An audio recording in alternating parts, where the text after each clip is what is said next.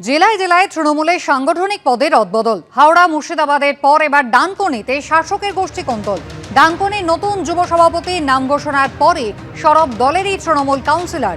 যাকে ডানকুনির নতুন যুব সভাপতি করা হয়েছে সে একজন দুষ্কৃতী, অভিযোগ করেছেন তৃণমূল কাউন্সিলর। রবিবার ব্লক শহর মহিলা ও শ্রমিক সংগঠনের সভাপতিদের নাম ঘোষণা করা হয়। ডানকুনি শহর যুব সভাপতি করা হয় জিয়ারুল আকনকে। নাম প্রকাশের পরই ক্ষোভ। 18 নম্বর ওয়ার্ডের তৃণমূল কাউন্সিলর সূর্যকুমার দের অভিযোগ, এটা পরিবারের ব্যাপার। কাউন্সিলরের রাগ হয়েছে, বসে মিটিয়ে নেব, পাল্টা দাবি করেছেন জিয়ারুল। ফলে আজ ডানকুনি টাউনের মতো একটা জায়গায়, সেন্সিটিভ জায়গায়, সেখানে আমার কাছে গুরু দায়িত্ব দিয়েছে। এই জন্য আমি চিরকৃতজ্ঞ ওনাদের কাছে।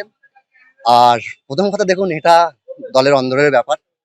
পরিবার বড়, আজকে তৃণমূল কংগ্রেস একদম সংগঠিত দল, এত বড় দল, তো দলে থাকতে গেলে দেখুন দাদা ভাইয়ের ব্যাপার, এটা আমরা দলের ভিতরেই বসে মিটিয়ে নেবো।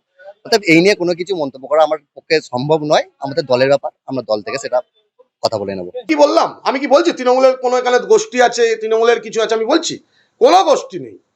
আমি ব্যক্তিগতভাবে জিয়ারুল আকনকে মানছি না। এটা তো আমার সম্পূর্ণ পার্সোনাল ব্যাপার।